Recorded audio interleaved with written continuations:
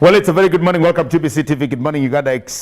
Good morning and welcome to our Pan-African Friday. My name is Jagenda Semakola Ziksoka on yet another very lovely day.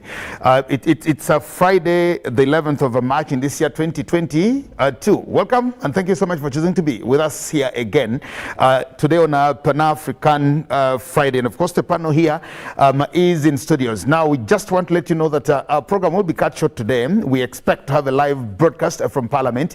There is a special sitting at a Parliament, and we expect that anytime after 10 o'clock they will be getting in here. So when we cut our broadcast short, please bear with us as we get to that. Comrades are in studios this morning. Let me welcome you, Ndugu James Mututa. Yes, thank you, Bwana Jagenda, and good morning to all the Ugandans and those beyond that are watching us this morning. I'm happy we're here. Thank you. Ndugu wako karibu. Asante. It's a pleasure being on this Pan-African Friday, and good morning, viewer. Mr. Rugarama, Pan-African Movement Uganda. Good morning, dear comrades, and good morning to you, Ndugu Jagenda, and my dear comrade panelists here. In just a statement, or in just 1 minute, Honorable Zake was successfully. Was it successfully or unfortunately? Successfully. Oh, okay. So Honorable Zake was actually impeached as a member of the Commission of Parliament, and I think in history he's the first. I don't remember of any other person. Your comment on that, Ndugu Rugarama? Well, the truth of the matter is that I saw that coming, especially from the NRM perspective. They have the majority in Parliament, and they were almost all agreed. That could even be seen in the register when they were signing to be able to go to the voting part of it. Of course, we are not going to go into the merits and the merits of the same, and Ndugu also didn't help matters when he came to defend himself, because he questioned the jurisdiction and the capacity of the same body that was trying him. Anyhow, it's the first, you are right, at least also from my records, but it raises very serious issues and talking points. Okay, thank you very much. A call about Zake? Yeah, I think about Zake, it's high time that the opposition in Uganda styled up. The opposition in Uganda has everything to learn from Comrade Raila Odinga and ODM in Kenya. They have everything to learn from the president of Liberia, that is George Weah. Because George Weah was in his first attempt on the presidency, he lost. He went into the Senate for 10 years. He was actually a senator, and he worked well with the government. That when 10 years down the road, when he came in to stand to contest, even the sitting president supported him. Even members from the ruling party supported him. So this drama, it's not that we should know when and where to have the drama, the political drama, and when we can get into business for purposes of national unity and the national development. Okay, very important. Ndugu Mtuta, you on Zake? I think for me it calls for the respect. And the respect for an individual, more so at that level that you are a member of Parliament. The decorum, the way you carry yourself and vis-a-vis the others, because it starts with you. Ndugu Rugarama was talking about the numbers of the NRM, but you also realize that actually the numbers of the opposition, when you look at the voting pattern, shows that it was a non-partisan, because they were looking at the respect of the institution that they subscribe to. And for me, I believe that I think Carl put it, it's a learning field, that we may be members of Parliament, yes, but we need to respect ourselves first. respect the institution that we are serving, and later on, then the public will do respect. So I think impeaching Honorable Zake is not to punish the opposition or to punish him, but also send a message that for members of parliament, there is a way you need to carry yourself and also have the respect. Because at one point, you remember they were saying, I think maybe it was a fake account that was being used, and someone was saying maybe it is not him, but I think like Nduguru Garama said, the honorable member himself has not put us to light to know, is he being accused falsely, or are the things that people are accusing him of, did he participate? Okay. So we think we needed that clarity, which apparently not many Ugandans have been able to get. But outside that, I was also in the week looking at the, you know, we have had issues when they were making the dam of Jagali, and they were saying Jagali needed about goats and the cows. The spirits of Jagali. To appease the spirits. Yes. But the spirits of Uganda know how to count money. Yeah. And they actually come from my clan, amazingly. And they are from my clan. And one thing that I heard about the spirits of, the same spirits of Nabukadu, they were very particular. They actually said, we want 500 million shillings. And if it's 499 plus point, no, we say not that. And if it's 500 and maybe 1 point, no, we do not want. The spirits were very, the spirits needed exactly 500. And I was talking to them and I told them, you will not manage a thing. I actually didn't know that even chosen to go to court because I know. But Jagenda, perhaps if I can come in, because somebody was telling us that if you really wanted to know a true Kikuyu, is that when they are dead, you place a coin on their grave. If you find it there, the next day you know that this wasn't a Kikuyu. At least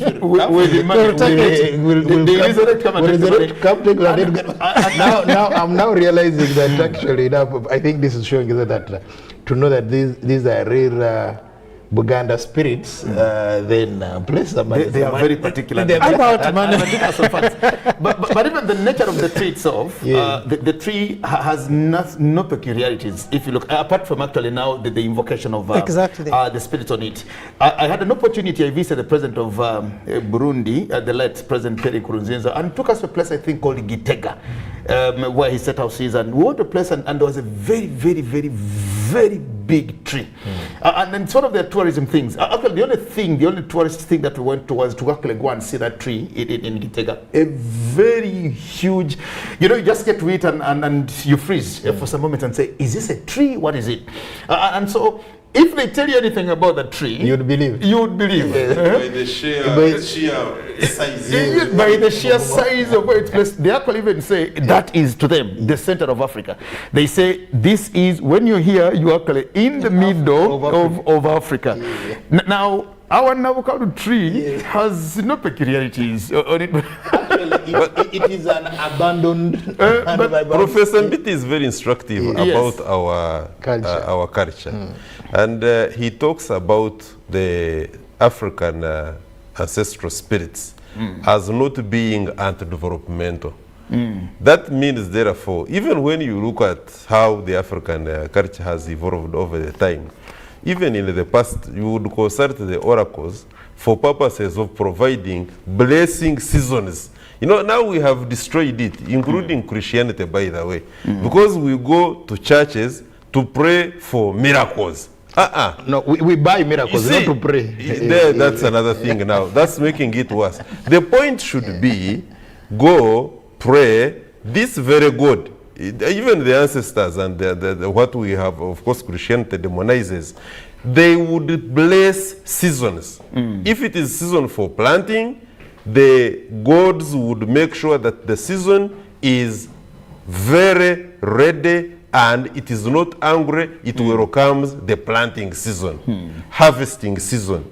But you see, therefore the tree itself, they're making fun of this very tree. The tree itself, if the road is going to pass by, there is no way the gods can refuse development Exactly. to go through. Do they You want to just live in the have to bushes appease forever? it correctly. And you see, the family that wrote to I think Uganda National Roads Authority to justify how much money they needed, they had a plan of, number one, they needed 2 acres of land, and every acre was costing 100 million. And now you wonder, where is this tree that now needs 2 acres of 100 million shillings per acre? Then number 2, they had a series of houses to build. The Kavaka's house, the Kavaka's wife's house, then another spirit, and another spirit, and another spirit, and of course all these houses, every house is I think 30 something millions. Then compounded, it's about 140 million shillings for the 2 acres of land and the houses. Now the transfer of the spirits, to transfer them into the houses, all of them, now to transfer all of them, they needed 160 million shillings. I like that. But Jagenda, you remember, laughable. yeah, We were in trouble when spirits begin now counting money. demanding money. Exactly. Because You see, the cost of buying land, 2 acres of land, and building about 5 houses is 140 million. To buy land and to build houses. Now the transfer of the spirits into their new habitats, into the houses, it's more than the money to buy the land whichever vehicle they were using. and to build the houses. But It's incredible. Jagenda, you remember during elections in Kenya, was it in 2013? That is when we really got to understand the culture of the Kikuyu and the trees, the Mugomo tree. That when the Mugomo tree actually collapses, the big one, it means that there's going to be a change of guard. And when there's nothing collapses, because they gave a series. So I think it is time that really we did something to do with the African trees, that the importance of these trees, and because we know trees that are meant for drums, we get drums. And drums, that is part of our culture. But also there are particular trees that are really associated. Like for example, the Kikuyu, the way they really respect and believe. In Uganda, we have, is it the bark tree? The Mutuba. The Mutuba. And that tree is not a Mutuba.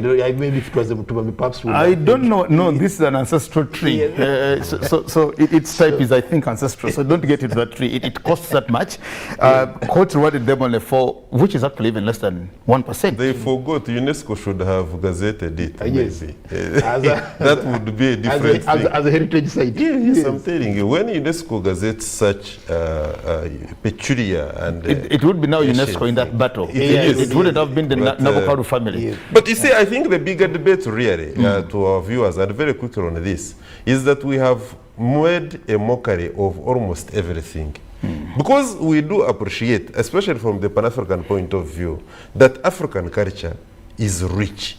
And it involves all that, including unique trees that embed within themselves certain unique, deep cultural aspects. That is a fact. But you see, when we go ahead and start now using that for purposes of extorting from our own government, it becomes a problem, and we halt development. The same thing has happened in our Christianity. There is quite a lot we extort still from the followers. We make things which are not biblical. We misinterpret the Bible for purposes of making our population lazy in the name of Christianity. So bottom line is, we have got to come clean, be it in the African traditional aspect or even in the modern Christianity. Okay. You brought it up. Say something about that, then we get into our conversation. I think part, and of course now that we're talking African, part of the defects of the African belief is that connotation that we attach, which are not, one would say scientific, in other words, not logical. Because if it is culture, let it be culture, and culture should have its own systems of administration. I would be very comfortable if someone said to remove this tree, because I've seen it happen, that to cut down this tree, we shall need a goat, we shall need a sheep, we shall need a green chicken, and there will be no problem. Because then that will green chicken will come from somewhere. They'll paint it and bring it. Suddenly it will come in. Yes. Yeah, but when we begin using the culture to extort, like the word he has used, I think that's wrong. And it moves again, even within the religious now beliefs, that we use what we know, which other people may not have advantage to know, to get them in very vulnerable positions. So I think as Africans, to me, I think that was not a well thought out position, but I believe that we need to have if we are to believe in a culture, if we are not going to defeat our own culture, because if we do that, then we allow other people to criticize and of course get defects with that. But for Africans are known to be sober, but also the African goods, I think, speak for themselves. So we shouldn't have allowed this to happen. But you know, I think it was the issue of this time business. Okay, well, away from the African goals and the 500 million tree, of course, court said it should be only for the chief government value looked at it and said, maybe I think they looked at how much firewood would come out of that tree, and they quantified it. They valued it at only 4.6 million shillings, which is less than 1% of what the family was actually requesting for. Well, we'll wait to see. We don't know whether they will appeal, but of course, at the end of the day, we need to have a road. Somebody was actually saying, you need to appease these things, because if you don't do that, then that will now, you need to demarcate as a black spot for accidents or on that expressway. So there are these feelings already. Now somebody could be worried, we're going to have a road here, I'll not drive on that road because maybe the spirits are not happy. But of course, it takes you back to what Nduguru Garama talked about here over Professor Mbiti. We can't tolerate spirits that actually work against our own development. We can't live like that forever. We should also have spirits that actually encourage us to build skyscrapers and you know, technology and things like that. Not structurally keep us in the Stone Age days. Yeah, let's just have plant forest and let's have the spirits going there. They can rest. Especially the evil ones can go to the forest. Also, we plant some evil forest somewhere. Okay, where spirits can go and rest if they don't. If they don't want the noise of the cars and the roads. Okay, then we need to think about that. Now let's get to the conversation. We talk about Africa and the war in Ukraine, Russia. What's the impact? How does it trickle down to us? How does it affect us? Especially when you hear African countries, of course, different African countries have different positions on what is actually happening. When you look at the other powers, China has a different position. Where does China's position, for example, leave Africa, or does it even matter to Africa? And of course, the rest of the world. It is the first time, very unprecedented, that we're also seeing soccer getting fused into politics. We had never seen this happen, because we've had wars, we've had conflicts, we've had civil strifes on the continent, in the world, everywhere, and FIFA has always been very straight on this, to say, do not mix your politics, your issues into the sport. And now it is the first time that we're actually seeing now Ukraine is dominating all the things. We hadn't seen these sanctions to different teams, to actually say, we've had countries where there's been war, there's been a war in Mali, there've been all these coups on the continent of Africa, and none of these countries actually where coups are. You remember Burkina Faso was actually playing in AFCON 2021 and they were overthrowing the government back home. Mamadou Doumbouya actually told the team that, I'm giving you money to go and play, but if you do not come with the trophy, then I need my money back. All of them, and FIFA of course didn't say anything to that. Mali, I think, also played in that same contest, and Mali has also had its own problems. They are back and forth and all the things. Cameroon, sometime I think before they were supposed to have hosted the games, and they had issues in Cameroon, and they said because of this, FIFA did not actually say Cameroon will not participate because of this. It carried on. It's very unprecedented that people are looking at it from that other angle. Where is Africa in all this, and where does the war in Ukraine, Russia leave us as a continent of Africa. And I'll start with you, Ndugu. Let me start with Ndugu Mututa here. You talked about sports. Of course, I knew you would say something about it. And you tickled my thinking about what could be happening now with Chelsea. Yes, I actually personally support Chelsea. I've been supporting Chelsea from 1994. Oh. Hey, I've been a Chelsea supporter from 1994. 2005, 2004, we got a new investor, Roman Abramovich. We've been a very successful club. He's now selling it because of those issues. Even if He's you not allowed to sell. He's actually not allowed to you're sell. not allowed to sell. You can give it out for free. Okay. For now. That's where we are. Exactly. So sometimes, you know, we talk about these things in passing, but this is an eye-opener that life actually is intertwined. The one thing in life affects the other. It's like a body. So no one expected that would happen, because given what has been happening in the past, we have been having wars, but still sports teams are playing. We have been having issues, but still. But this has really been unprecedented. But for me, I believe in peaceful resolution of conflicts. I don't believe in power, showing power, because at the end of it, there will be no powerful. But if we, that's the African belief, that there are always negotiations. Even when someone in Africa kills your relative, there are methods of redressing that. You definitely not recover the dead life, but there are avenues of appeasing the living for the dead, including exchange of gifts, payment in terms of cattle, and yes, so that the other people are appeased and the relationship is mended. Now, I think that is what is lacking in the modern warfare and modern interactions of countries. So I believe that what is happening in Russia will affect Africa somehow, but also, although someone yesterday was asking me that why should Africa care? Because we have had Africans who have been mistreated in Ukraine. We have had Africans who have been mistreated in Russia. And so why should we care at all? One person yesterday, I was watching a video of Ukrainians who have produced children with African women or African men.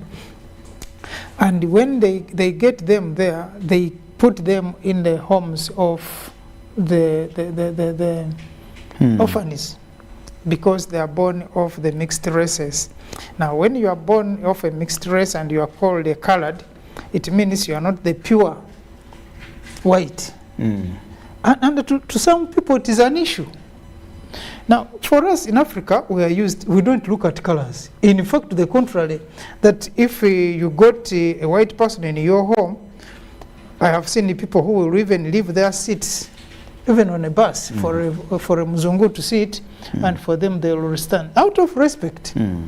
Maybe something needs also to be thought of, that our minds should also be tuned to know who indeed our friends in the world are. But I think for the just Ukraine... permit me just to help on this, Ndugu Mututa. African society is a value-led society. That's us. We are by nature value-led. Now, the other races, including that white you're talking about, I don't know what they have. That's where, under the values, you have got rights and obligations. That's why African society is a complete society. The standing up of a young man for an elder in a bus, including even a white man, until recently, was not just because of inferiority complex. Our It values. was out of Respect. our respect and our values, which we cherish. Thank you so much. You can Carry on. So some to extent that value maybe has been taken for the weakness on the African. Maybe that, yes. And that also, our values have been taken for weaknesses. And I'm sorry, I'm going to say this. I have also seen my relatives, my sisters in Africa, who still want to prove that point, that you are only a reasonable person when you are brown or white. Towards white, of course, they think when you are. And I've seen many of them damaging themselves. Why should you bleach for the sake of looking like someone who you are not? You turn into purple. Something like that, or pink. And you see, I have looked at many of them and I had a very bitter discussion with my sister, saying, why should I wear a hair to look like a Mzungu? For me, as an African, they know the type of hair that I should have.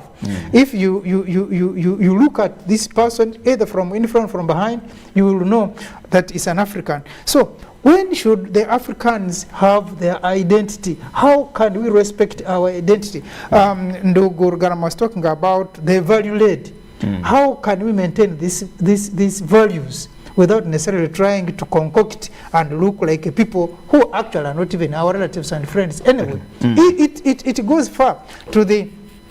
Sometimes we begin asking, if I'm called James and I'm not called James, is there any difference? Because I'm called so. So I think, like I was saying, that there is high time now Africans began questioning certain things really. Let's have our identity and respect ourselves. Doesn't mean that we shall negate our obligation to have the values like Ndugu Rugama has said. Okay. But as we do that, let's also have respect for ourselves and our dignity as black people, and we definitely will remain so. Okay, well, thank you very much, Ndugu Mututa. Akol, where does this war leave us as Africans? Because lots of things are happening now in Uganda. The things actually that bite the common man are the prices that are soaring now on the commodities.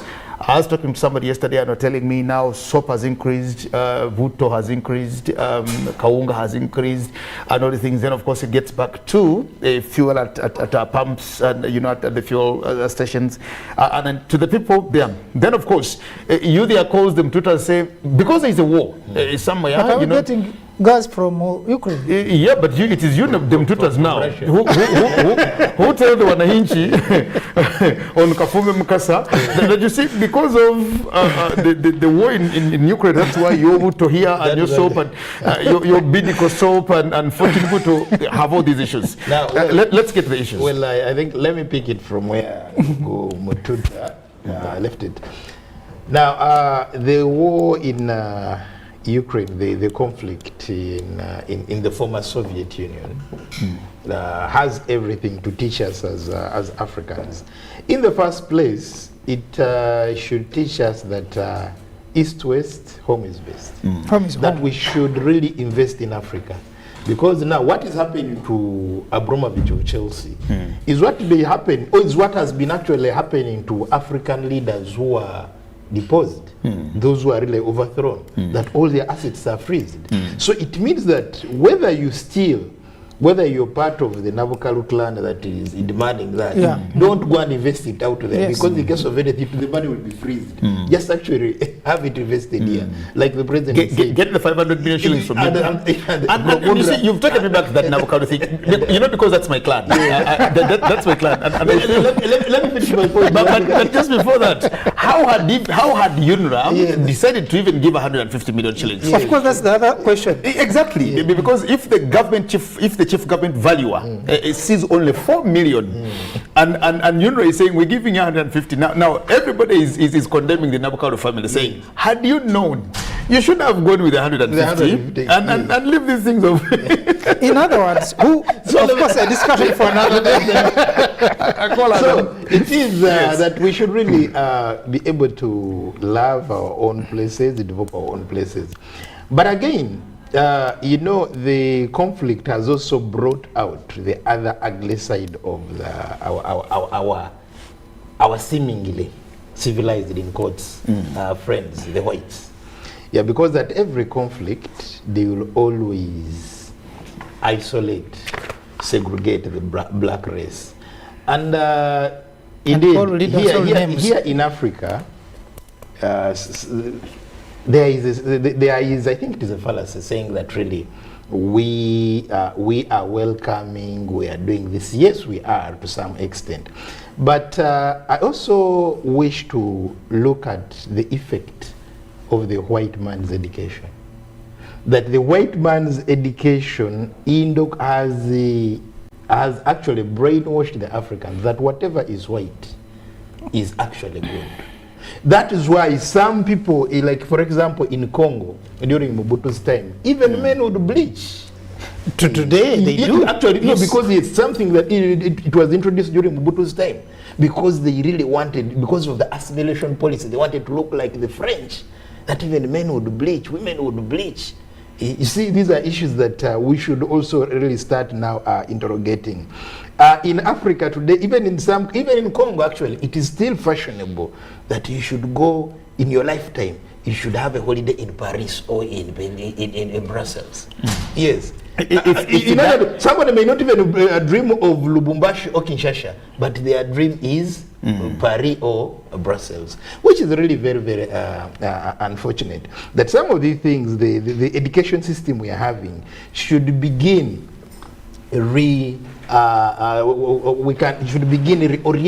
the minds of Africa, of Africans, especially the young ones, that look here, even much as you can speak English, even much as you can do this, you can speak good French, but the bottom line is learn to value what is African. So other than, because like I read a book by Kanyama Chiume from Malawi.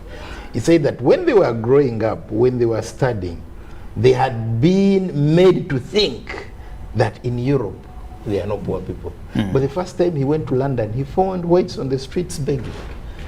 And he was very, very, very, very shocked. So it's the same case that people think that every white coming to Africa is actually coming with good news. He's either a missionary, he's either somebody who's coming to he's like a charity commissioner. He's coming to really help people, which actually is not the case. So these are some of the things that really need to look at. Then lastly, the other issue that we also, because we should learn from this, that you remember during the Gulf War, how the prices of fuel really actually went up. And definitely some people in the business community are going to use this as a scapegoat, are going to use this as a reason to perhaps increase prices of some commodities. Then on the political scene and continental level, Africa needs to learn from what Russia is doing. Because you remember when NATO brought the war on our doorsteps in Libya, we all looked on and Libya was destroyed. But you see, Russia said no. President Museveni and I think Jacob Zuma and another about 3 or 4 African presidents who had actually said, why don't we? Yeah, but Zuma did not really is actually one who put chicken. That's what I'm saying. I think it was President Museveni, Zuma, and the Chad man, the man in the Jamena, who had actually said, why don't we rescue your brother? Then when Zuma chickened out so you can see what is happening in Russia. Putin is saying, look here, I think I cannot tolerate this. So Africans should learn that every other time, however big a force may be, but at least you don't have to accept the defeat before even throwing a stone. Yes, so that you can protect, protect and preserve what is yours. Then on the side of sports, this is rather being unfortunate because it is setting a bad precedent. It reminds us of those days of China, when China was actually ideally blocked, isolated from everything. It also reminds me of the apartheid Days. days when All countries all countries except South Africa, even in sports, South Africa was not supposed to. It was not supposed to participate in anything. Ideally, they would even find it. They would find themselves nowhere. They can't participate in Europe and they can't participate in Africa, and really that on one way or the other killed the talent in Southern Africa. So these are not good indications where you find that also sports, that is one of the things that actually brings people together, that is being sucked into the conflict in Ukraine. Okay, well, thank you so much. It's just about 13 minutes to the hour of 10 o'clock. Like we told you, we might cut this short. We're just waiting and peeping into Parliament to see, because we expect that there will be a special sitting in Parliament this morning. The issues to talk about, not for us to know. We've not yet had a look at the Uganda paper there, but of course Parliament will come its way. Now we also expect later today there will be a live coming in from Kololo, where His Excellency President Yoweri Kaguta Museveni will also be presiding over another event. So all these will be coming your way, but we're still here until these come through to us. Ndugu Rugarama, karibu to the conversation again, now away from Nabukalu, because Nabukalu is my clan. Leave Nabukalu alone. It's amazing. There's so many things that and they make me laugh. But let's leave the Lugafe clan. Let's get to the effects of the war in Ukraine to us as an African continent or African countries. Thank you so much, Ndugu Jagenda. Let me approach this subject in this way. Russia possesses the biggest nuclear capability on planet Earth. It is the biggest nuclear power. That's one. Russia is the second largest oil producer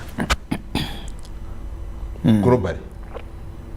Russia, at the same time, with bits of Ukraine, provide 30% of the cereal that is put on the European market.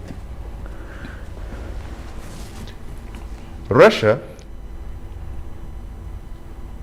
as of 15 years ago, has come up with a bomb whose capacity is 10 times or even more bigger than what was thrown on Nagasaki and Hiroshima in Japan. I want to provide this background so that we know what we are talking about.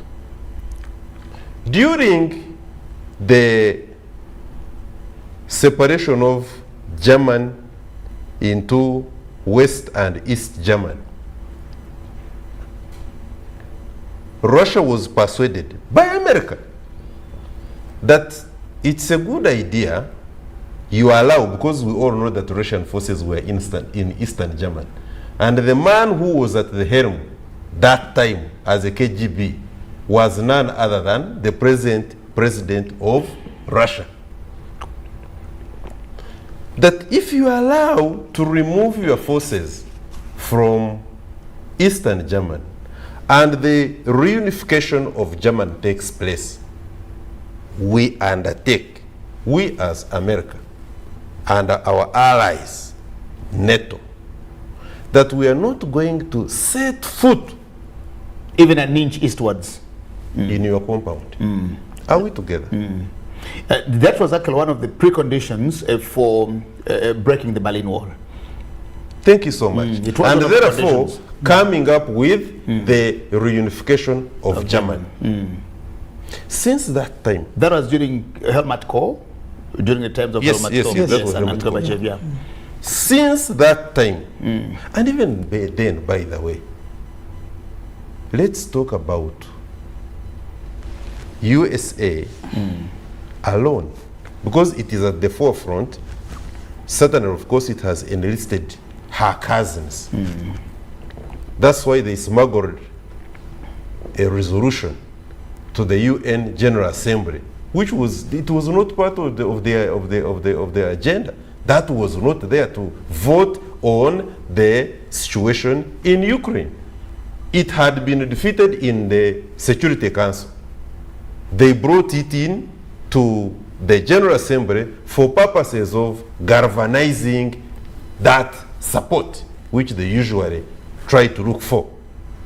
The point I'm making, though, is that the emperor must be told that he is naked. Now, if it will take Russia to tell the emperor that you have been moving around naked, and you oblivious of the fact that actually we are seeing that you are naked. If people have been laughing mutedly about your nakedness, for me, I'm going to come out and tell you that you are not only naked, but I will forcefully dress you because you are embarrassing us. Now, for the last 30 to 40 or so years, USA has imposed, actually let me date it back, last 60 decades. USA has imposed unreasonable, unjustified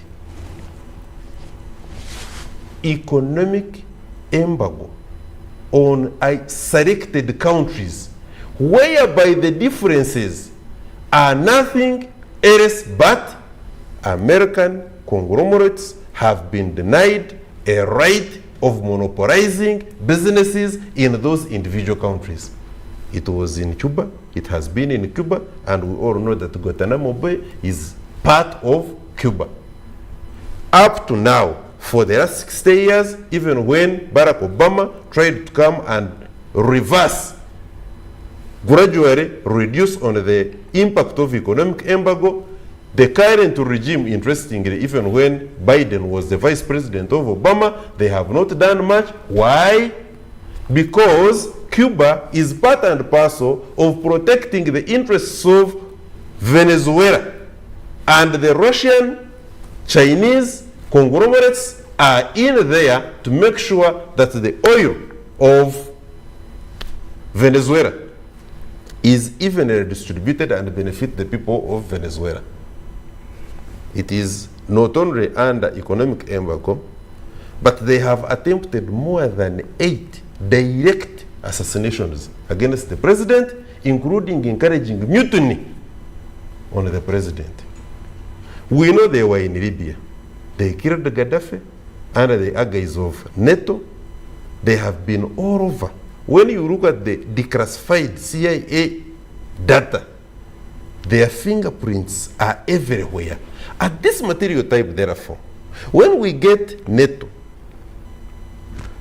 saying that Russia, you are an aggressor, you should come out of Ukraine, Putin, you are a warmonger, it is a case of a kettle cooking or boiling kettle, telling a cooking pot that your bottom is black. I want to say also that if it was a question of support, like we normally want to ask, where do you fall? Who do you support? Exactly. We're looking at the war in Ukraine and Russia as if it's a soccer game, where we support and say, I support Belgium against Brazil, I support Brazil against China, I support China against... We're looking at it like a sports thing. Russia, as far as Africa is concerned, Africa has got a moral obligation to support Russia. And I say this with evidence. We know that Russia never colonized any part of Africa. We at the same time know that even when Africa was trying to get out of the shackles of colonialism, Russia provided logistical support to make sure that we get out of the colonial rule. Not only logistics, they supported, even human resource. Yes, they supported through proxies, if you like, countries like Cuba, which were part and parcel of the Russian agenda, the USSR, who came, we all very well remember the Battle of Cuita Canaveral, and we know the liberation of the South Africa, which was under apartheid. Now, there is also another aspect, that what is happening in Russia is looked at through the lenses of the Western media propaganda as something which is solely being orchestrated by President Putin, and that everything, because now look at what is happening. When you hear, when you listen to news now, of course Western media news, BBC, CNN, they will tell you that the international non-government organizations that have been helping out on the refugee question, they have cut the budget by their budgets, respective budgets by 70%. They are all rushing to Ukraine. This debate for our viewers can get very noisy. There are some countries which are bordering Russia that as of recent, they have quickly hastened their application to join NATO. I am not a Jewish prophet like my senior brother Pierre or Mumba says, but I can assure you Russia is not going to allow that. And not even Britain, not Germany, which actually destroyed its nuclear capabilities, not America, will militarily attack Russia. Mark my words, they are not going to do that. Now, the economic embargo, which America is fast tracking, in my opinion, is going to boomerang. China is going to continue trading with Russia. India the same. India will keep doing the same. Now, they are going to build economic blocks of isolating each other. What they thought, therefore, that Russia is going to lose, it may actually gain in the long run. I want to conclude by saying that any wise person in this, in the differences, should be thinking about reconciliation. There should be constructive engagements. There should be persuasive engagements towards Putin to make sure that he tones down after his demands have been met. And I hasten to add that his demands are not outrageous. At the same time, they are not known. They are sincere, they have been known, and it is America which is playing the bully, and somebody, like I said, must tell them that in the age, nuclear age, the games you are playing are catastrophic if you do not learn one thing, that we have since advanced from the time of Stone Age, and we are in the times of nuclear weapons. We are going to get a serious problem, because anytime, supposing anytime, these countries that have applied to become NATO members, Russia says you are not going to join. And indeed, that's what it is going to say. Now, Ukraine, suddenly, anytime from now, the government is going to fall. And America It has already fallen, actually. You see, there you go. And America maintains this level of arrogance. I can assure you that we are going to get a situation whereby, God forbid, Putin is going to get annoyed, or any other person. And a release, I used to read writings by Air Commandante Fidel Castro. In one of the pieces, which we used to get as Pan-African Movement, and in my capacity as the chairperson of Cuba East Africa Friendship Association, and I would distribute, he talked about nuclear winter.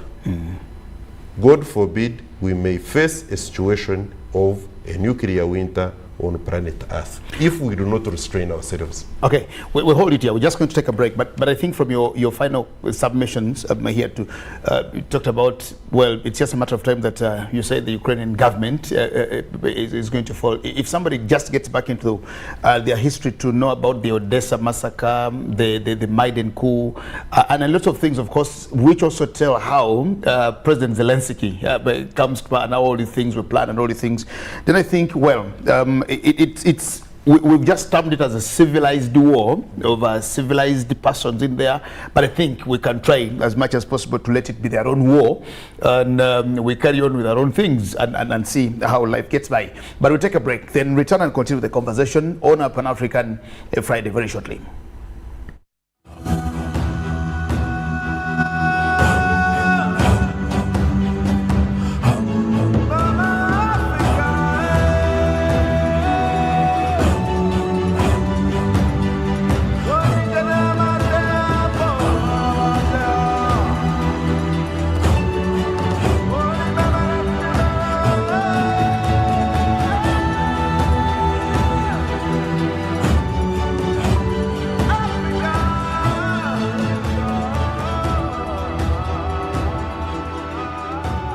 It's Freaky Friday from Airtel. Buy or gift. Buy or give. Get freaky too! Dial star 149 star 10 hash to load a Freaky Friday bundle for you to enjoy the best offers on voice and data. To buy a bundle for friends and family, dial star 149 star 10 star 5 hash. Freaky Friday with Airtel. Buy or gift a bundle today. Dial star 149 star 10 hash to get started. Airtel, the smartphone network.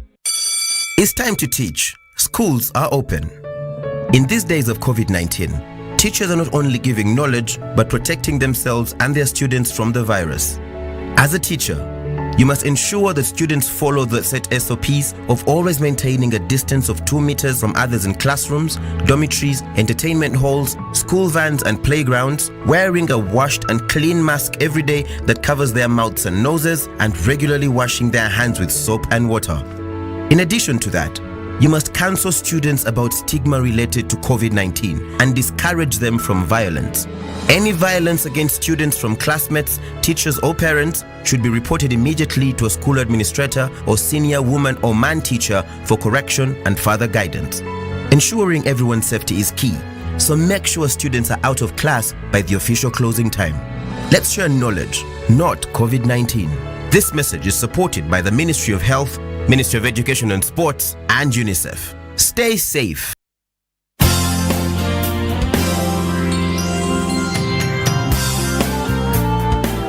National Medical Stores is a government agency mandated to buy, store and distribute medicines and medical supplies to government health facilities in Uganda. For Ugandans that we serve, help us serve you better by taking your individual responsibilities seriously. Report theft of government medicines and medical supplies to the nearest police station or to the State House Health Monitoring Unit. Do not pay for any medicines or medical supplies labeled Government of Uganda, not for sale. Do all that is within your means to stop all preventable diseases, including COVID-19. Continue observing the Ministry of Health Standard Operating Procedures, SOPs, including wearing a face mask whenever you are in public spaces. Visit a designated health facility to receive your COVID-19 vaccination and a booster dose for those that are eligible. Prevention is better than cure. National Medical Stores, passionate about your life. Raising voices. As a teacher, I have the opportunity to shape how children grow and learn. I believe in creating a non-violent school where children feel safe and respected. I promise to lead by example and create a different kind of relationship with my learners, one that helps them grow. In this time of COVID, what is your promise to the children of Uganda? Because a violence-free childhood is everyone's right. Raising voices. It's time to teach. Schools are open. In these days of COVID-19, teachers are not only giving knowledge, but protecting themselves and their students from the virus.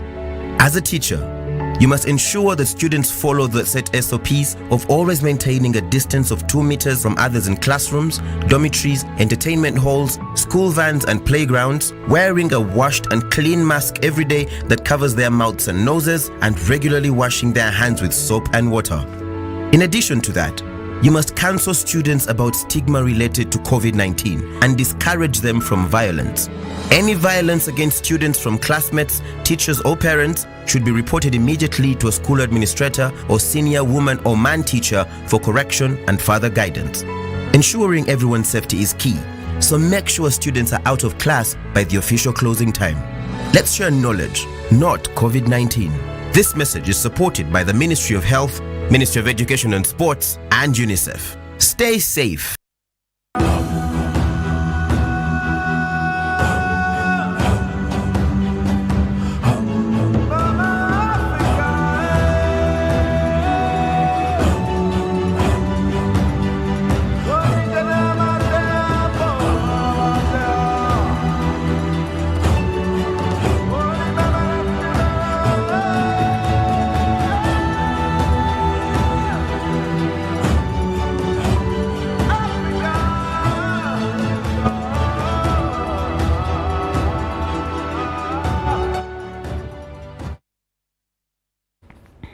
Well, thank you so much and welcome back from the break. It is the Pan-African Friday. My name is Jagenda Semakola Ziksoka with the team in studios called Monday Amazima, James Mututa and Ndugu Rugarama here on our Pan-African Friday. And of course, discussing and looking at the ramification or the effects of the Russia-Ukraine war on the continent of Africa, where not so long ago we saw African countries voting on their positions.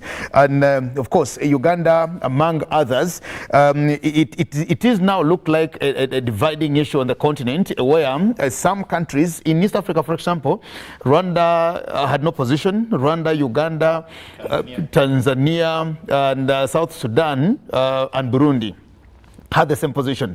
Kenya had a different position. Ethiopia had a different position. You know, when you look at how we are, then of course there are those countries that say we are yes, yes, yes, yes, yes. Then those that said we abstain. So lots of things, and it just looks like it's a divisive issue in the continent of Africa. And that is where majority of us are discussing this thing and saying, okay, we might pay very heavily for our decision, our undecided decision. The ambassador, the non-alignment, but we are even the chairs of the non-alignment now. We are the chairs of the non-alignment now. Of course, police are discussing this thing and saying Uganda's position of not possibly saying yes might be costly to us. Looking at the issues happening today, like we talked about, the increasing and escalating of prices of commodities, especially essential commodities, that is also being attributed to the war in Russia and Ukraine. And of course, the thoughts over this might be a third world war, and once it becomes a third world war, from the history of the First and the Second World War, where we participated, whether by proxies or whatever it is, so people think that yes, maybe this might be very costly to us. Ndugu Mtuta, back here to the conversation, looking at the issues and of course how things are happening. A country like Kenya, for example. Kenya is getting into elections very soon. On the 9th of August, they're getting into elections. And back home in Kenya, it is Kivumbi. It is Leo Kivumbi. Now, that's where they are. Not so long ago, there was, of course, the case that was also, the ICC case that was also brought up in there. And looking at the different things happening on the different continents where some people think maybe there is that particular influence. China's position on the war and China's alignment to Russia, China also being one of the boys now, or the African continent is, well, people think maybe we are, some African countries are stubborn because of the position of China. And the debate is now, from we, the local persons of Muntu Awansi, when we go China, won't America hit us? You know, they've told us, actually, there's a conversation around here that they have this, I think it's called a snake something, that is going to hit almost everybody. So my mother is worried wherever she is that Russia can actually throw a bomb onto her garden and possibly she also loses everything. Mututa, where are we? The biggest problem of Africa, and I liked it when the diplomat from Nairobi put it, It is of course a stupid idea to live like we don't have a past.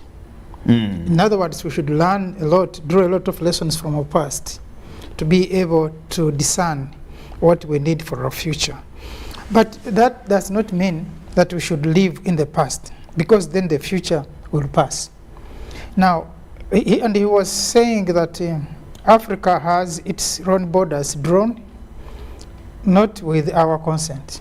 But we have respected those borders, not because we like them, but because we want to look forward. And I believe in that. Now, this issue, whether you belong to the West or you belong to the East, like has been a past, I think it has been a bad signal, especially for Africa. We have had, we have lost leaders in Africa being accused of whether they first left or first right. We have had government overthrown in Africa. Either they supported East or they supported West. It has been a bad thing, I think, for the experience of Africa. Now, when it comes to this one, I think I would still prefer that we can remain African. Not for the East, not for the West. Because at the end of it, what are we benefiting?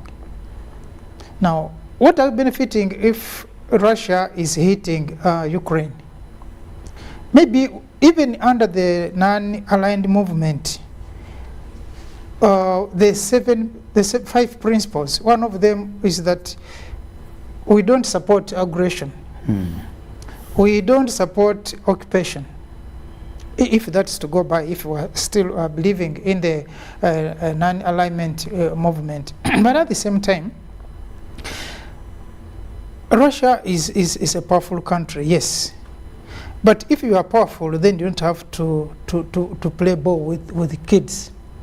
For me, like I did say somewhere, that the issues of negotiations were not exhausted.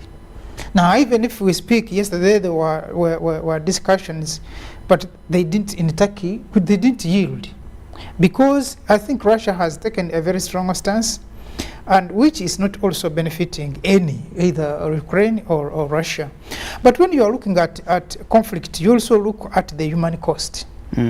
Whether that conflict is in Africa, whether it is in America, whether it is wherever it is, the death, people are dying. So for me, I think we still can have our misunderstandings without necessarily have to cause the pain of the people. Because at the end of it all, that is where we get our authority from. Can someone out there be sober enough to say, we can have this discussion, we can have these disagreements, we can have these engagements without necessarily have to cause the deaths? Because you don't have to cause all this suffering so that you make a statement.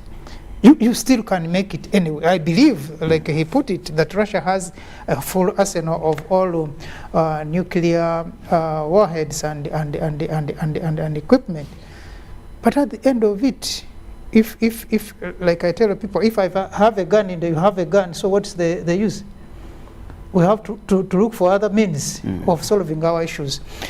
Now, when you're also looking at the issues of Ukraine and Russia in relation to Africa, of course, it is true they are producing a lot of oil, they are producing a lot of grain, they are producing a lot of these things. I mean, they can continue that, but we still can produce the same and supply to them. But that is notwithstanding. The most other thing is that what is happening there is more or less a household issue. Because when you look at Ukraine, you look at Russia and Belarus, all these were children of one kingdom, that kingdom of Kievan Rus, something like that.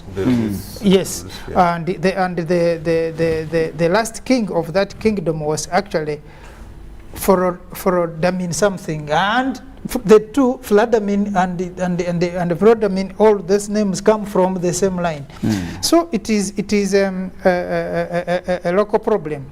The only problem is, and like I did say, I think Russia has all the ways of addressing these issues softly without having to go head on in terms of this, because it is true that Russia might win and collapse the government in Kiev, but he will also come out weaker than he went. So there will be no winner in this particular conflict. There will be a number of lessons, but also let's also look at a situation that it is also possible when you look at people who are being affected by the sanctions. Putin as a person may not be affected so much because I'm sure he already has a number of things. But the other business people who are talking about Chelsea, who have their investments and are in the business of making money, may not keep quiet. So in future, this could also lead to Putin losing power. It is very possible, because what has happened is that the rest of the West seem to be united by this attack. But at the same time, they have managed through the propaganda, like he put it, and propaganda is a tool, of course, and which is very, very acceptable in a conflict, to divide the population back at home, because you have seen demonstrations in Russia, not only Moscow, but other cities. So that means that the plan to weaken the President Putin is already on. But when you look at that, you also need to separate Russia from Putin. What does Russia stand for, and what does Putin as a person want? Because we have seen other earlier presidents who have done things which were extraordinary, which you wouldn't expect that Russia would do, including the giving away of the other island, which was signed off, and it was given to Ukraine. Now, you would not, and when Putin came in, they had to cause the referendum, and then it was voted back to Russia. So I think part of the problems that we're having are not as Russia as a country, but also the person who is in power. And that's also very important. Sometimes we have had problems with people, not because of the entire population, but the few individuals that have interest. But of course, in any particular situation, you will not expect that leaders don't have interests as people, but also what countries have as a unit, as a whole union. Now, for me, for Africa, what I believe is that we don't need to have any side in this. First of all, like I did say sometime, that Russia is a friend of Africa. And when I'm talking about Russia, I'm not talking about Putin. I'm talking Russia as the population of Russia. But they have not been so important, because as we speak today, the trade between Russia and Africa is, I think, 15-5. In other words, Russia is exporting 15% to Africa, and Africa is exporting about 5% to Russia. In a normal situation, that is not a very bad trend. But also, when you look at the problems in the future, in the past rather, that Russia supported most of the African countries to get independence. And what were they doing? Of course, technical support, fine. But we're also buying guns. We were not being supported for free. We were either being supplied with arms which we have paid back anyway, or still paying back. So, but if it were happening in Africa, all the names you will hear of dictators, of all those bad things will have been said. Like one said, that this is relatively a civilized society, and they are very disappointed to see war happening there. In other words, war is meant for Africans and the other less developed countries. So I think this is also going to help us to understand that A bad thing is a bad thing. A bad apple is a bad apple, whether it's grown in Africa or whether it is grown elsewhere in the world. But for me, I believe in diplomacy. I believe in negotiations. We can always resolve our problems along those platforms, and that's the best way to do it. Very good. Ndugu Akol, let's talk about the change of guards, the change of administrations.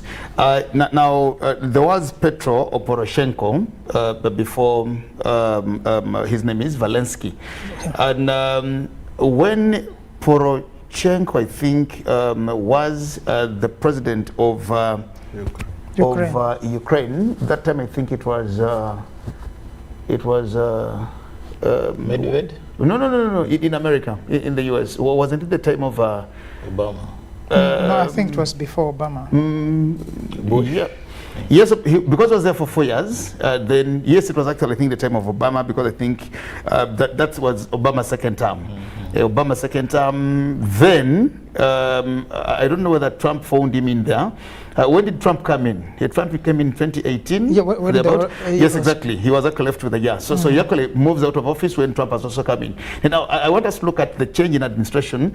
You have Poroshenko now leaving office in Ukraine, and now in the United States also seeing Trump taking over from Obama's administration. Now when this war just broken out, Trump of course came out to say, I am the only president of the 21st century of the United States of America who has been president or was president, and Russia did not attack anybody. During the times of Bush, there was an attack on Georgia. During the times of Barack Obama, President Obama, there was an attack on Libya. Yes, Libya, but also there was Crimea. Yes, Crimea. There was also an attack on Crimea. And now during the times of Joe Biden, Obama's vice president, now there is an attack on Ukraine.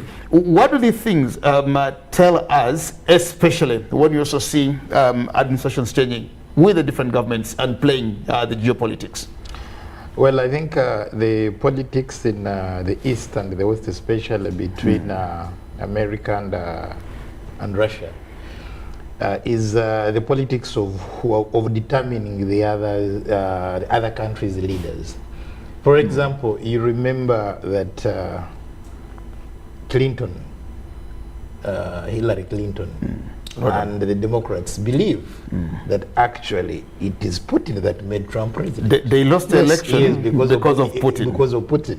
And of course, Putin was also sending a signal that now, since you've disorganized me in Ukraine by overthrowing my ally and putting you your stooge, let me also have an ally in White House. I think that was the best. I can see it playing out and now. that is why you even see that America, after 4 years of Trump, even when Trump, by the way, what he said and what he was doing, a good percentage of Americans believed in him, but they made sure that it has to end within 4 years. And Biden is just a transitional president, so they can now look around who would really serve the interests of America. That's why actually the 4 years, there was no significant war during Trump's reign. But really, that said, I wish to disagree with Comrade Mtuta on the issue of that the war in Ukraine will actually leave Russia weak. I don't think it is going to leave them weak, no. Because ideally it's now, because he's sending a warning to countries like Sweden that would also wish to join NATO. And they will not. Yeah, and they will not definitely say yes. He's saying that now, he's now sending a warning that this is what I'm ready to do. And of course, those Scandinavian countries that are not known for war, definitely they are going to back off. And NATO will not yes, attack Russia. And you get it.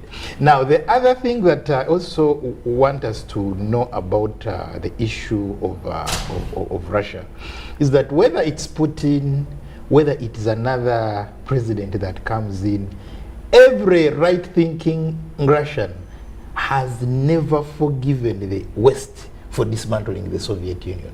Yes. And every right-thinking Russian is looking for that moment when there will be a reunification of the Soviet Union again, just like you saw the reunification of Germany. Yes. Just like you saw the process of the unification of Italy and Germany during what is his name, Bismarck's time. So these are issues that are within a right-thinking Russian. So whether it is Putin, whether it is any other person, information occur yes. as you continue. Thank you so much.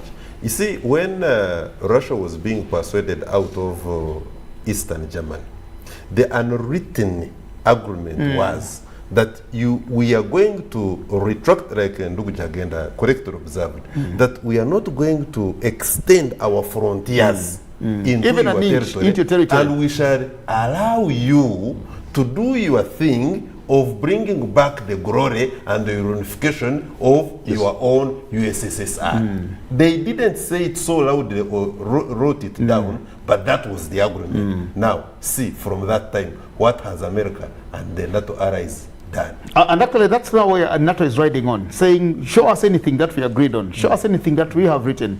And now, there was that agreement, which I think was a very good thing, because they agreed diplomatically. And it brought a lot of peace. And it brought a lot of peace. Actually, that's what ended the Cold War. See now who is bringing instability. Exactly. So it was a very good agreement, which they've all deviated from, and saying, and of course, this is where Russia is saying. Remember, he was at KGB at that time. The man is telling them, people, look at us.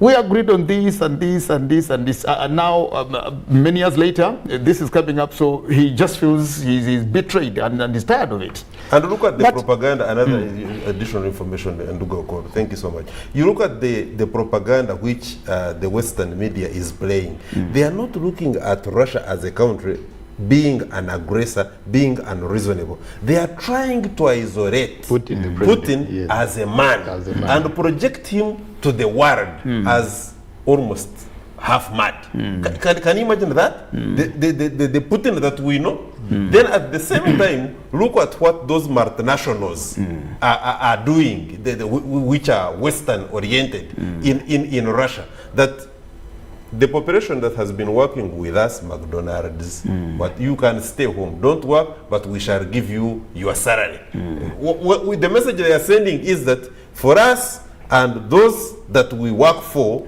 are very good people. It is your president who is actually causing that. I can assure you, God is not asleep. Yes, you're concluding something. But Noam Chomsky, in his book, manufacturing consent, he actually talks about it.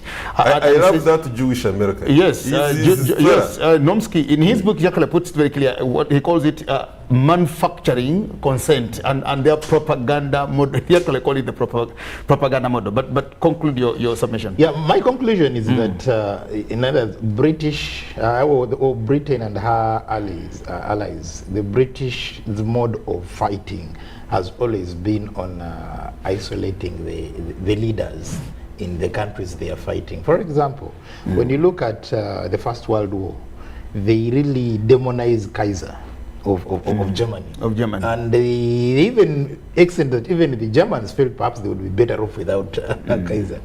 The same thing, Second World War, they demonized Hitler. So that has been the British mode of really of fighting, that they demonize the leader and isolate, and that is the same method the Americans actually really adopted. But back to the topic, I think really Africa has a lot to learn from this war. Like Malema said, Malema normally says that an African in South Africa, whether he's from that geographical location or not, is not a foreigner. Absolutely. But a white man, whether you've been there for 6 generations, you're a foreigner.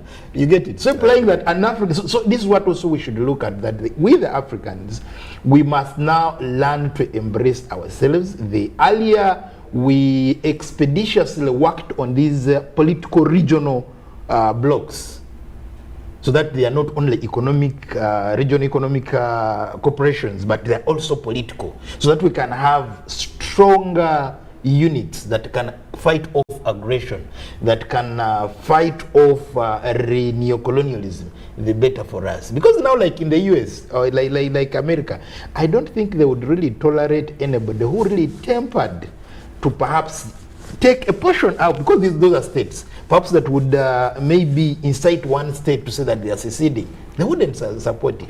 So the same thing with Africa, we need to have those strong political regional blocks so that we can have the capacity to fight aggressors.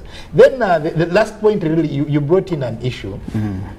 Kenya and some countries in Western Africa voting for Ukraine and of course the West, and maybe against Russia. That is understood.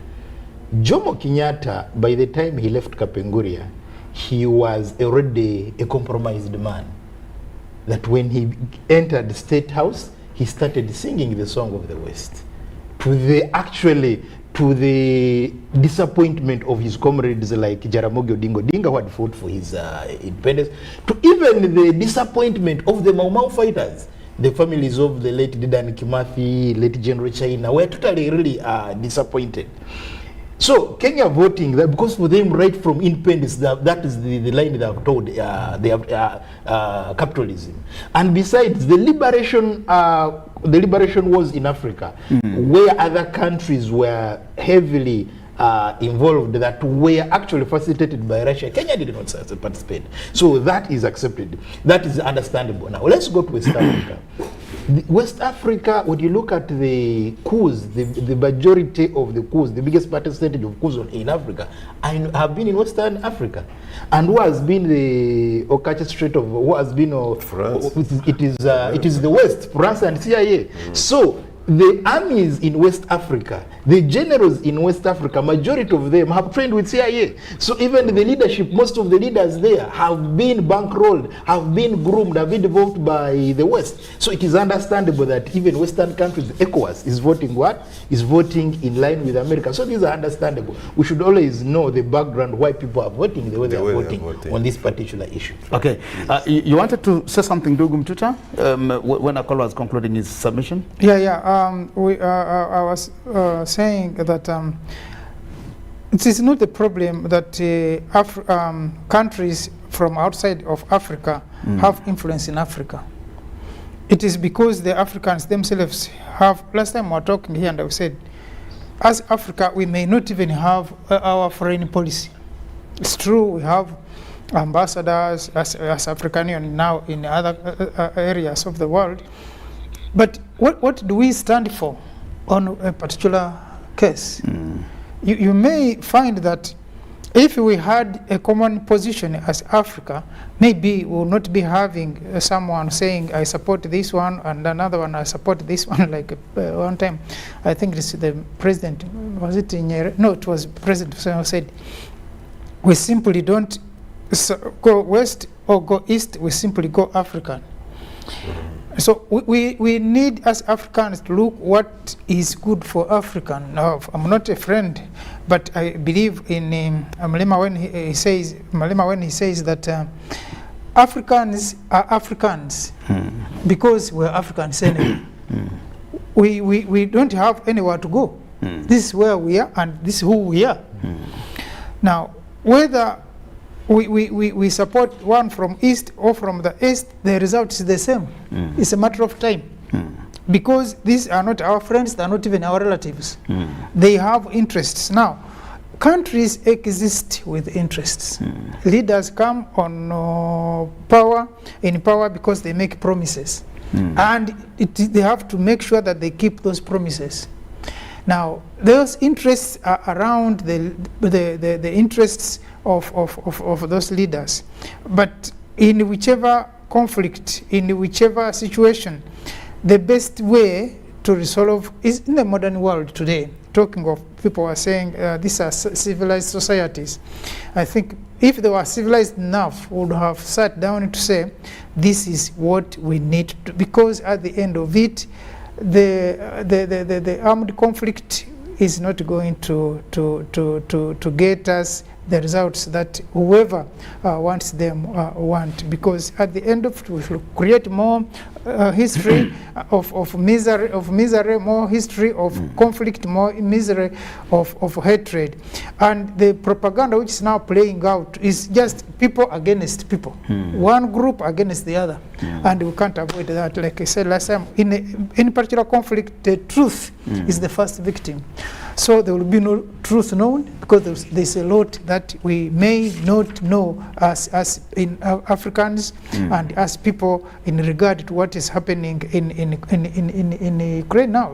Last time you had, when Russia was saying, no, it is not us who bombed the hospital, it must have been the Ukrainians themselves. And then they say, no, we bombed it because there was the people, the forces that were hiding in the hospital.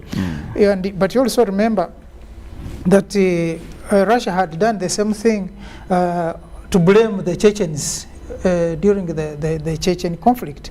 So I think the most important thing is when countries learn to talk, to negotiate, to discuss, they avoid a lot of these gray areas, and they avoid a lot of human suffering than going for conflict. Okay, it's just about 23 minutes to the hour of 11 o'clock, and we're still carrying on with our Pan-African Friday here. My name is Jagenda Semakula, and of course the team. To our viewers out there sending in messages, Apostle Charles Tumwine says, thank you so much, Viva, to the panel. You guys are doing a very great job in deciphering the issues here on the Pan-African Friday. Apostle Charles Tumwine, asante sana. He's one of your ardent followers and viewers of the Pan-African Friday. My teacher Tom Chwanuka in he's actually also watching. Teacher Tom Chwanuka, thank you so much. He also has very good ideas on Pan-Africanism, and you know, when you talk about African issues, he just sent me messages to say how I wish I could also be in studios to also say what I can say. I can't send everything in a text message. But let's come to the media agenda. Ndugu Rugarama. We'll come to the media agenda here. You know, when Zelensky came, I think just before Zelensky came into power, there was a genocidal purge in Ukraine, and the things were happening when the world was actually not even aware of what was being done. And now the Maidan coups, and you see the same script that played out before Zelensky came into power was just like you saw what happened at the Tahrir Square in Egypt that overthrew Hosni Mubarak, and the same issues, actually the same script that also played out in the Arab world was happening in there. Even in Tunis. Even in Tunis, exactly. In Tunis, to see, because I think it actually started in Tunis, and of course it went spiraling and moving everywhere. But there were so many issues that were happening, and there were Russians in Ukraine who actually who suffered that purge, and lots of people, close to almost about 30,000 Russians in Ukraine, they were actually just being killed from. Now these are Russian-speaking people, just in there, and of course having these issues, and nobody seemed to be coming to it. I was watching one of the African TVs. I think it's Plus TV, SABC, there's a Newsroom Africa, and the others. And we're trying to look at this thing from a different angle. You know, when you look at the other international Western TVs, the way they're actually handling these issues is quite a little different from what you see elsewhere. Even when you watch RT, their position is different. And of course, all of them are downplaying many of these things, and of course pushing their own agenda. When you look at the media today, for example, I was telling you about the South African TVs and the TVs that I was watching, and one of these TVs in Nigeria was saying, we are Nigerians, and they have allowed the male Ukrainians to actually, they're giving them route to escape to go. They are stopping us Nigerians or Africans to actually say, put on a rifle, pick a rifle, put on a gun, go and fight. And they're asking, how do we now, we are from Nigeria, I am from Abeokuta, I am from this place. How do I get a gun now to fight on the side of Ukraine? Honestly, I came to work, I came to study, I came to do this thing. You're now giving me a gun to fight Russia. Who am I fighting? Where am I fighting on your part? And they're saying the Mututas of Ukraine are being let to go. Now the Semakulas of Ukraine are being told, no, way back here, Sheikh Sira, then go to combat and all the things. The media and how it's playing out all the things and portraying it. Ndugu Rugarama. in comparison to actually the election in America, where we saw almost all the media saying it has to be Rodham Hillary Clinton, and at the end of the day, it was actually Trump, but the media had actually gotten their own president, they had actually voted, they had given a president to the United States. Let's get to the media conversation. Media has always and will always be a very big component when it comes to warfare. Actually, I wish to state that media is one of the biggest components of war, because it is an avenue for propagating propaganda. And propaganda, we have already accepted here in this discussion that it is part and parcel of fighting a war. And you need to go back.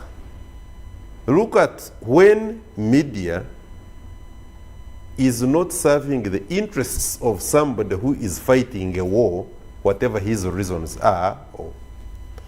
Assange, for instance, the renowned journalist Assange, reported differently, the WikiLeaks man, reported differently about Afghanistan. You all know what is happening to him when he hid in the Ecuadorian embassy in Britain for some time, was removed, tried, and he's in between there. America is asking for him. The man who supported him, then Trump, campaigning as a president, this time was the one asking for his extradition for purposes of prosecution. Why? He reported the atrocities that the American forces were committing in Afghanistan, brought them out in raw form. That was unacceptable. CNN, at the time when Gaddafi was going to be assassinated and the country bombed into ruins, had made the suffering nation that it is today, the popular, quote-unquote popular, Christian Amanpour had an interview with the late, may his soul rest in eternal peace, senior comrade Gaddafi. And she was asking him that, suppose you are no longer the president of Libya in just a couple of months, how did she come to know that? And it was not the first time she was asking such questions. Those people are privy to intelligence information.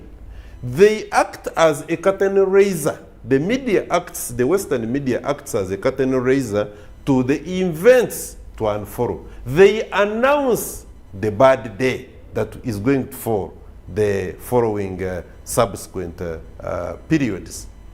Therefore, when, for instance, you get what is happening in Ukraine, and there was a statement, a journalist, I think, was asking one of the natives there, and the native was like, this feels embarrassed. I think it is Comrade Accor that repeated it here, and the panel here was aware of it.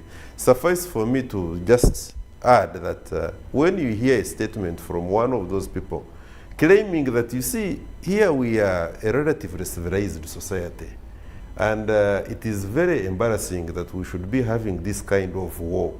It should be somewhere in far Asia or Africa, something like that. I disagree. Why? The media actually did well to bring us that kind of clip. The truth of the matter is that what is happening in the so-called relatively developed society is what has been happening even in the so-called developed societies of America. It is America and Western Europe that, for instance, in the so-called Great Britain, we have had the Anglicans murdering Catholics in Ireland day in, day out, in broad daylight. And this has been documented, it is reported, it is everywhere. We have had the so-called civilized societies in Israel murdering Palestinians, blocking electricity, blocking entrance of medicines into the hospitals, using heavy artillery to kill children, women, patients.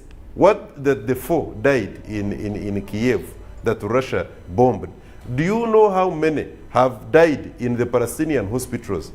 Palestine is just a geographic expression, even when it is very well known historically that should be an independent country with a proper leadership. Like Comrade Robert Mugabe used to say, I want to come back here to African Union when we are having the president of Palestine and the Palestinian president is addressing us here, not a situation whereby we have got, we are listening to the leader of the Palestinian Authority. Which authority are we talking about?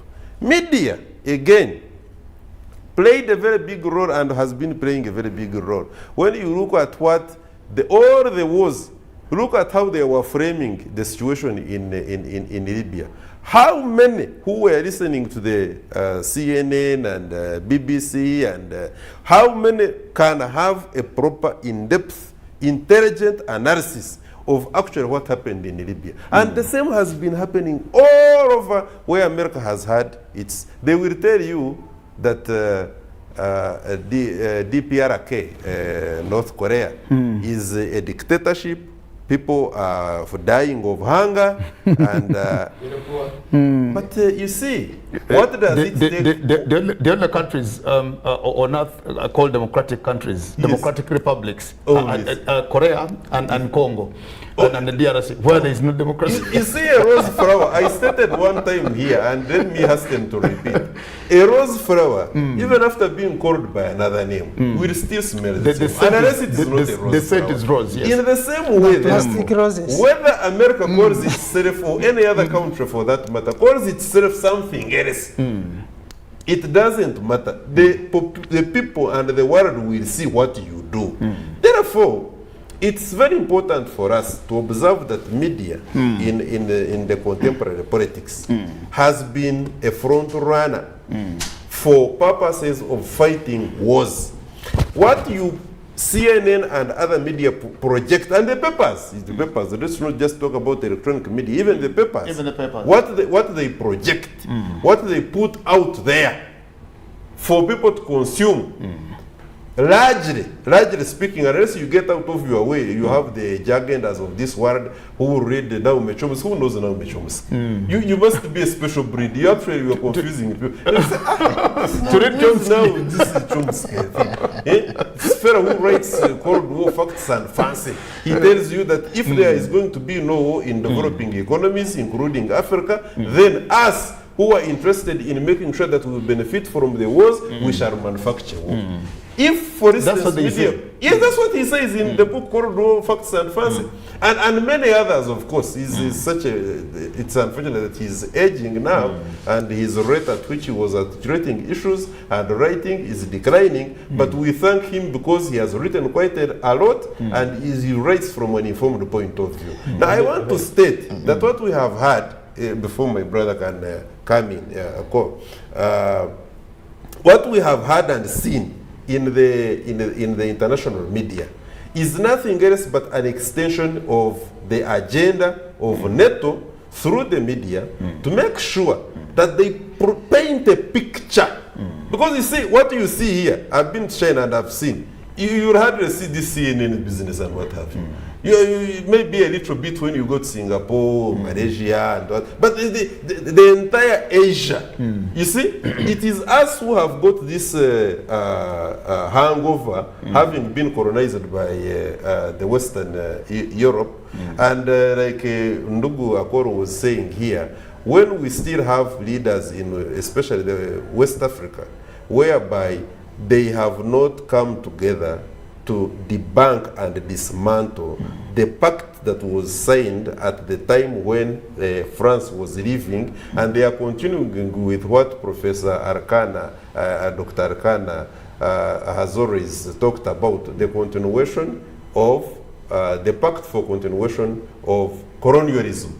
Then we will have situations whereby the media is going to be playing quite a lot in destabilizing majority of the African countries and other developing economies. Let me conclude by saying that Africa must develop alliance. There is no way we can play neutral here. I want to be very clear here. We have got an opportunity. We have got an opportunity whereby two elephants are fighting, and we need to choose our friends correctly. We must know, how do we benefit from this battle?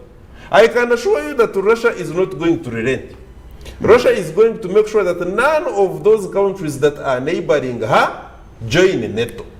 If NATO continues to be intransigent, like I was seeing them, there was a conference in Nairobi, and when the Russian representatives started speaking, they all moved out. To me, that is characteristic of people who are not intellectually empowered and they don't have discipline to engage somebody. Because for him, he was listening to them when they were talking. Why would they not listen to him when he was submitting? Okay. And you disagree on ideas. Okay. 8 minutes and now we'll be out of studios. Ndugu, I'll call you to say something. Yes, but of course, I just wanted to say... yes, as you add on to that, because we talk about the media, we're discussing the media. Remember, we had what we called UTNA.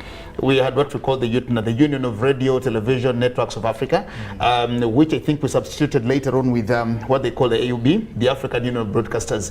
And we've always had this contention. When the war, when the civil strife broke out in Tigray, we still came out to condemn the Western media for defining what Africa is. The other day I had an opportunity to attend a dinner at the residence of the Ethiopian ambassador, Ambassador Lem.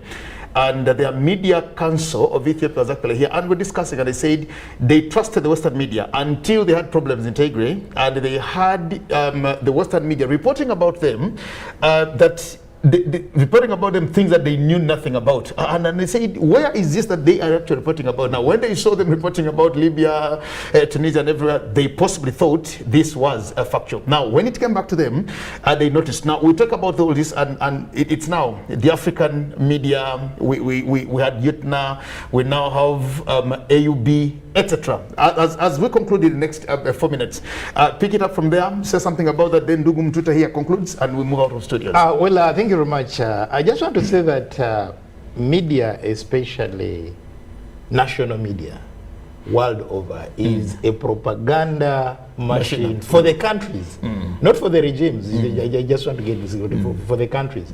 Because you remember during the time Tanzania was fighting apartheid, during the time it was helping actually ANC to fight apartheid, and we find that in northern Rhodesia, where Smith had actually declared independence and made himself the prime minister. Now, the national broadcaster in Tanzania used to call Smith Haini. That was the name that they would use when they are describing him. Now, the national media in Tanzania used to call Amin Nduli. Yes, because they looked at him as somebody who was actually against their cause. So even in retaliation, we also find that during that time, that is Radio Uganda had an external service wing. Yes, where they'd also give the other side of so the national broadcast, I mean the national media world over, is a propaganda machinery for the particular country. Now, the other issue that I also want to bring out on the issue of media is that the Western world has invested heavily in media. Why? Because it sets their agenda on the international scene. That whoever every other time, now when at the time they were fighting Kwame Nkrumah in his country was nicknamed Osajefo. Osajefo, the liberator. Osajefo, meaning a victorious warrior. But the Western media turned it around and informed the world that the word Osajefo means a witch.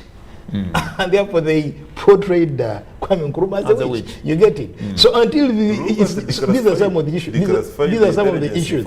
Yes. They are the ones who took him out and put the puppet. So these are issues that we look at. Then lastly, still on the issue of media, I think really Africa needs to up their We need to up our game in terms of media. That every person, people working in the media, they should understand, because like I did hear Comrade Ugarama questioning whether Jagenda is a journalist. That's what a journalist should be. That you should always have the information. You should always read every other time. Actually, when a book is quoted, you have to look for it. Because you're supposed to. Getting out of the way. And you're supposed to inform the people. Otherwise, if a journalist who does not read, then you're going to mislead your audience. Thank you. Our journalism, Ndugu Mtuta, finally, our journalism is, what is your take? What do you have to say about this? Well, when we're talking about the issue of the media, I think it's bigger than that. We need a whole day to discuss this. First of all, the media exists for the purpose of advancing of the values of that particular community, society to which they subscribe. That is why what is shown in the Western media is not necessarily what you would show in the African media. If you are going to show an African driving a Mercedes-Benz or living in a good house in the Western media, that's not going to make sense, because you are supposed to be shown with some starving children, even when those children are not there. In fact, if the people who are starving more are not in Africa, they are elsewhere, and we know that. But the problem is that the Africans themselves are to blame, or whichever countries, including Russia now, because you, first of all, mute your systems. For example, I was in Sudan, and we were taking, because I was doing my internship with the UN, we were taking food to the people in the camps in Sudan. From nowhere, we were bombarded. And the purpose was to slow the pace at which the convoy was was moving to get food to the people. But by the time we got there, some children had died, and some women had, because there had been an outbreak of typhoid in the name. But now you have refused your media to cover that. But you are allowing the other people to go there. So what will happen is that what will come out there will not be the values that you want to promote as a people. It will be misrepresented. It will be misrepresented because it is because you have muted your own system. So not until the lion learns how to write his own story, the hunter will always glorify his victories in the bush. Okay. Finally, in just 30 seconds. Yeah, really, what needs to be done, especially for Africans, we don't have to look left, we don't have to look right, let's look African. But also, we need also to be sober, because even what we have been seeing happen is sometimes is the indiscipline of the Africans ourselves, including actually the issue of Gaddafi and Mugabe and others. We have seen that some we are moving away from our own values, and that sometimes we get problems without support from back at home. Okay. Well, thank you so much, gentlemen. Ndugu Rugarama from the Pan-African Movement Uganda chapter. Thank you so much, Ndugu Akol Mandia Mazima and James Mtuta here, Team Pan-African Friday, and of course to our producer, Fakul Wama, and all the team, the backroom staff that have made this possible, and of course to all our viewers, wherever you are. We thank you so much for being part of our Pan-African Friday here today, where we've been looking at Africa as a country, and of course the war in Russia, Ukraine, how does it impact back home to us, and what needs to do. Africa is our place. Africa is where we belong to. In your submission, you talked about media being, the government media being a mouthpiece for the government, for the country. Now, you just reminded me of a quote by Edwards, an activist and of course a political scientist, who said, to him he understands patriotism is being able to defend your country against your own government. So we have the country forever. The governments can change. In Ukraine, the country is there. The government changed now to Zelensky, and you do not know what will happen in the next couple of hours. But thank you so much for being part of our Day Pan-African Friday today. My name is Jagan. On behalf of all the team, stay blessed. A very good weekend. We'll return next week on Friday. Blessings, good morning, and bye-bye.